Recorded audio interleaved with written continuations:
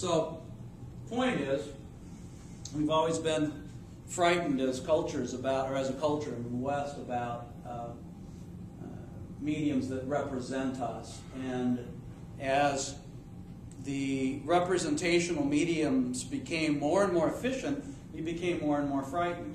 There's great apocryphal stories about sets of people who first saw film. I don't know if you've read them in maybe a film appreciation class or been exposed to them in a TV class, but there are great stories about people who were shown either the first films or Aboriginal peoples, native peoples who are shown films, either and both. The Westerners who were shown the first films, which tended to feature motion often coming at them, was to duck, to go under tables, to not understand that that image coming at them on the screen wasn't going to run them over, wasn't going to come at them. It's roughly the same thing that Aboriginal peoples notice when they see films the first time. It doesn't strike them as not real, it strikes them as real. So, you know, as these mediums become more vividly representational, they seem more dangerous. Digital incorporates everything. You can digitize almost anything. We're not quite able to digitize you and put you in the transporter yet, quite. Right? But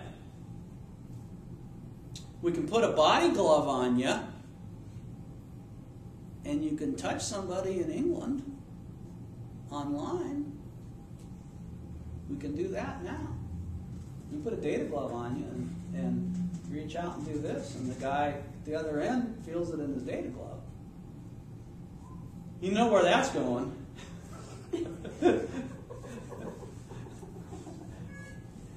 Sorry, but you know, if it weren't for the pornographers, you wouldn't have the internet today. They're the first guys who said, I know what we can do with this and make money at it.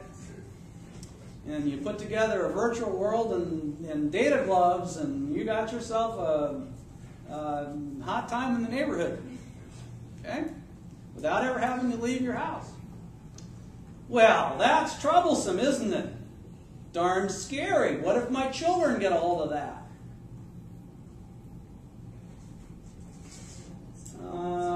And so there are worries over the simulation of our world, and that the more thoroughly we can simulate it, that we might very well alter what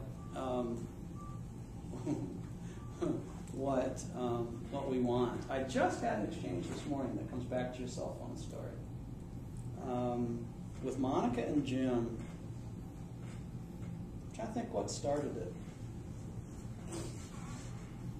But it had to do with games, which I don't play.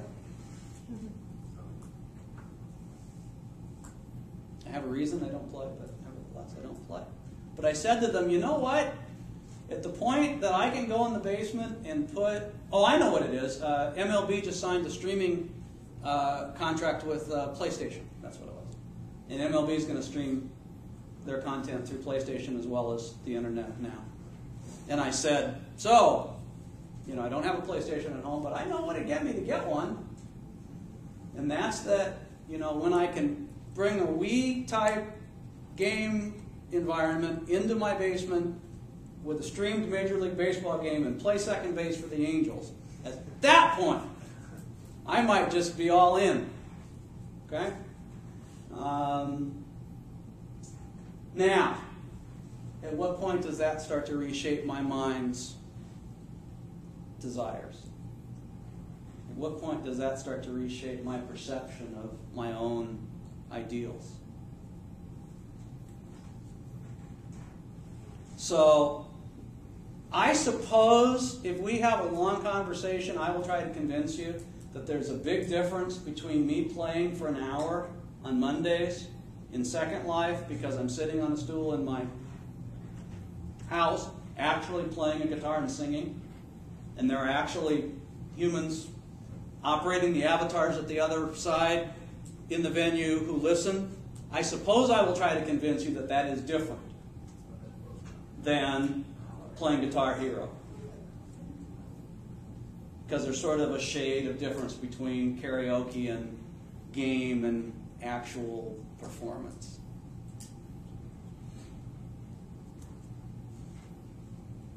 But when you really come down to it, that's sort of a figment of my imagination. Okay? There really aren't enough people listening at that show to really have me justify saying I'm really doing a show, even though I kind of feel like I really am.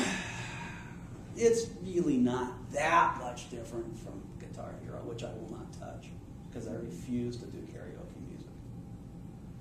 But really, is it that big a difference? And how do those start to slip? How do those ways of thinking about what's real and what isn't start to move? Those are the kinds of concerns that you get into, especially if you drag it down to a 13-year-old, 12-year-old, who's already struggling with identity, who's already pretty confused about who they are and who they want to be and how they want to be it, and who spends as much time in Grand Theft Auto as they do in class or doing anything else. Now, you start dragging that down to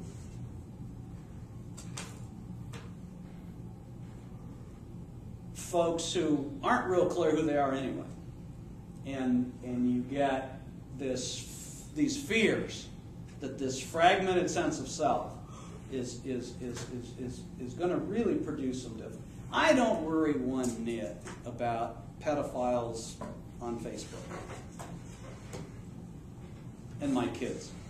I've looked at my kids' profiles. I know what my daughter does in terms of hiding herself and pretending she's someone else just to throw off the bad guys. And I'm real clear about it. Okay, I'm not real clear about the way that she self-presents on the web, which isn't like at all in accord. Are you okay? Yeah. Good. Flipped my pen. Which isn't all in accord with like the way she really is, and how much disjuncture and in which direction that goes. Because if she really was, if she dressed, talked, and acted in real life the way she does on the web, she'd be a friggin' 13-year-old hooker. Okay? Which I wouldn't allow. They'd be like, put more clothes on. You're not going out like that, and don't talk like that.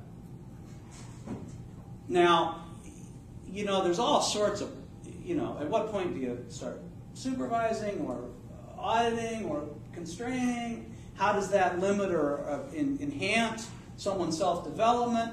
Are these things actually giving young people more options so that it's making them broader and now they have more choice, or is it more confusing, more dangerous?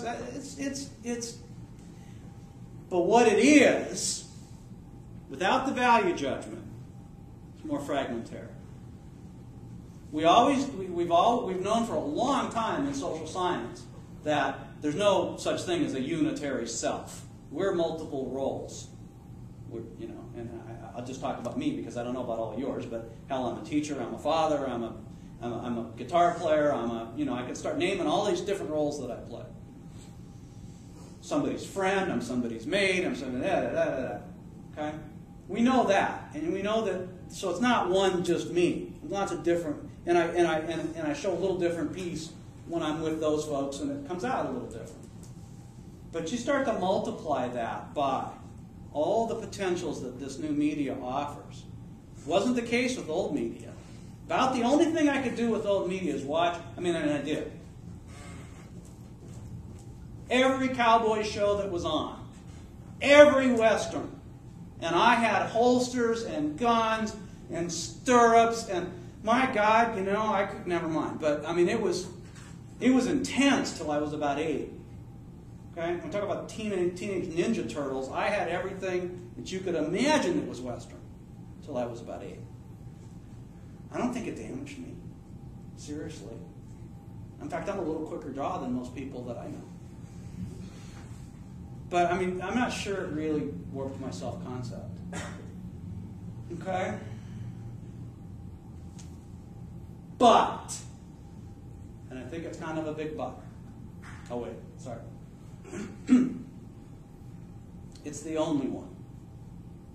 Oh, I made model cars, but I was so crappy at it that I could never imagine myself as a mechanic because they just never turned out right.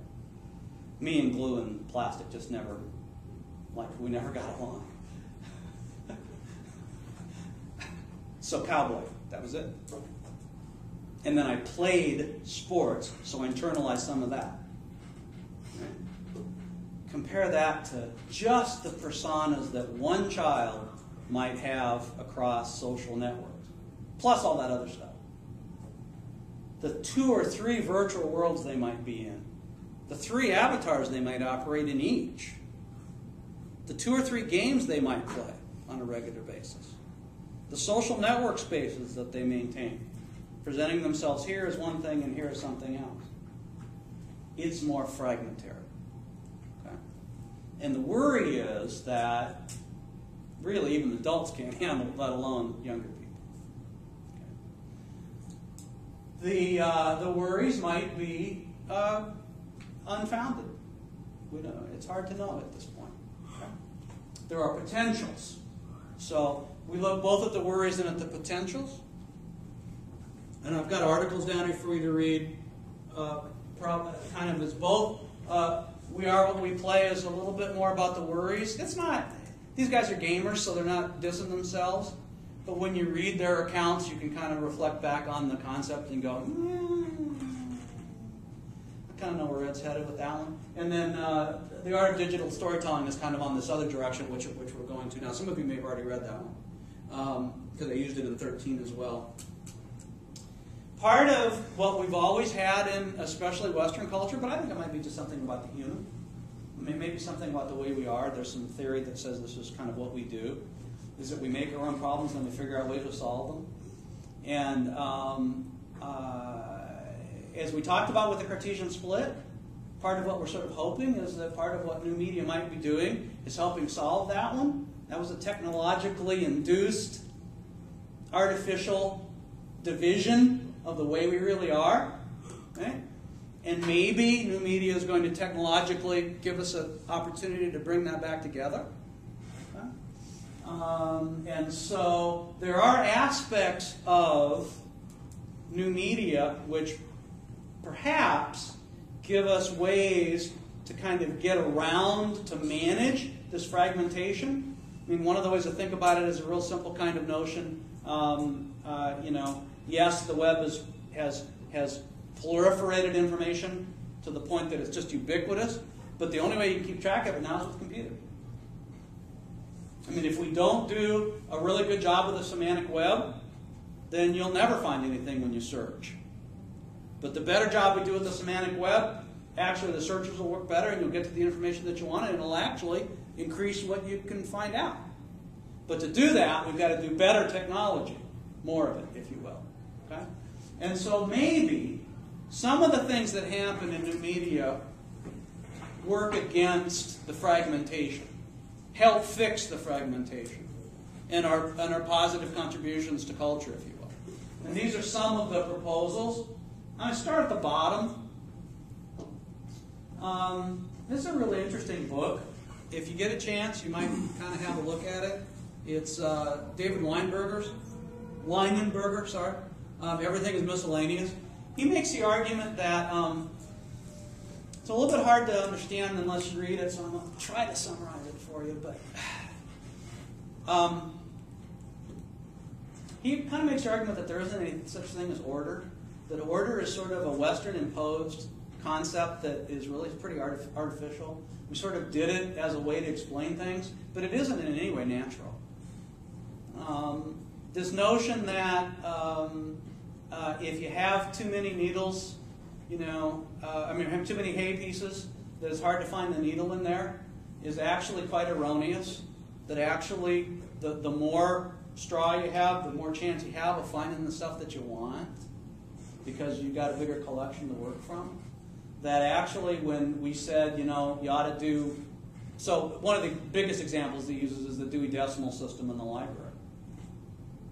I mean, you could have convinced everybody 40 years ago that that was really the best way to organize information. That's a lousy way to organize information, really. It makes no sense at all. What's so good about the alphabet? I mean, if your last name starts with Z, you've spent your whole life going, this sucks. And there's no sense to this. Why is A better than me? They always get called on first. We've got a lot of classification systems that were okay for their time, but when you really come down to it, they just were okay for their time. This is how we classified it, but that didn't make it right.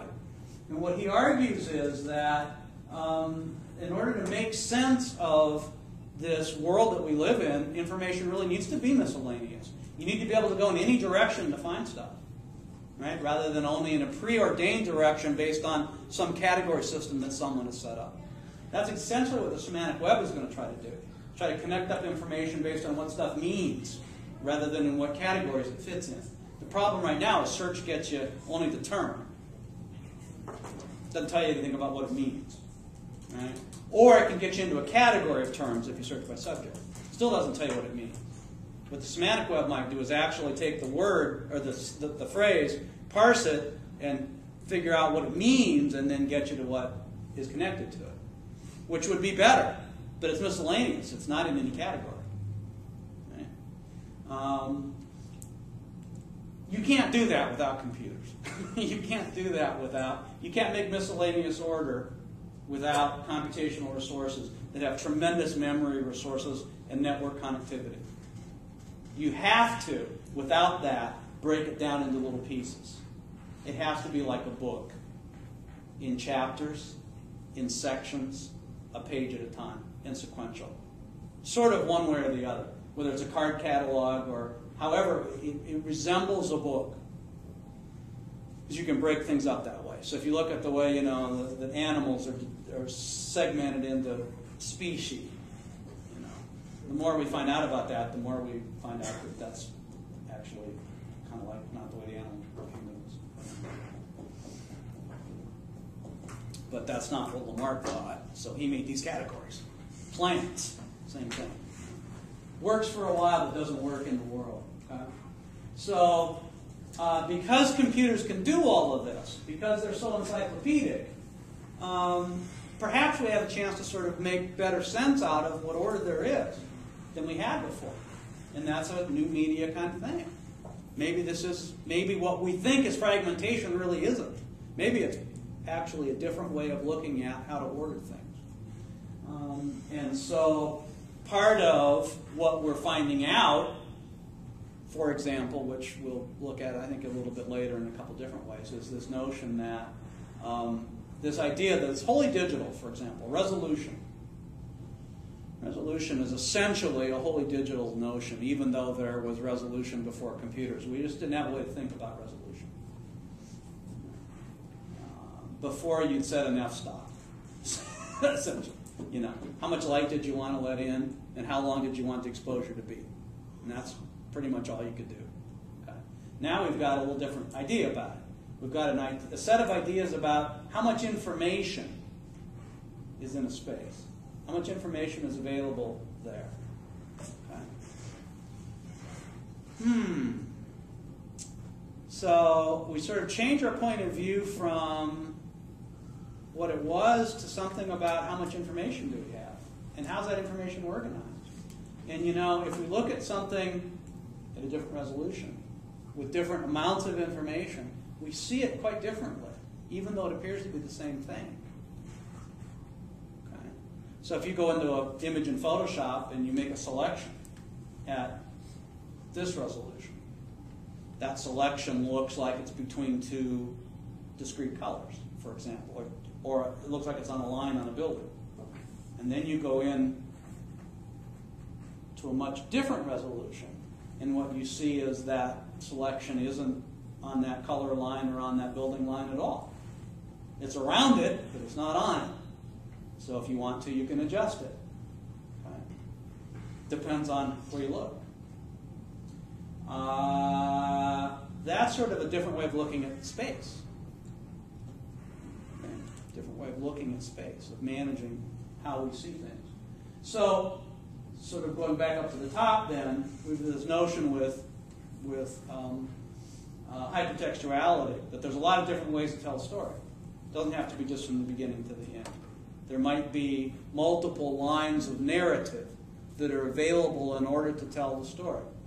One of the things you get out of game narrative is that even though there's programmed into it sort of a parsimonious way to get to the end, there are also some ways you can go that sort of flit around and aren't exactly getting to the goal as fast, but are sort of interesting and kind of fun. You can get stuff out of it, and you might get there eventually. Wouldn't do that if you're reading a book. You'd just go this way to the end of the story. There aren't as many possibilities. So maybe multi-form narrative, right? It's pretty useful. Maybe it actually gives us a better sense of how things really are, right, than linear narrative, for example. And you get that with the kind of kaleidoscopic vision that's offered by digital. You can't get that from analog, because analog is sequential and goes in space and time in one direction. You can go back, but it's sequentially. You can't really just jump around. Doesn't make any sense.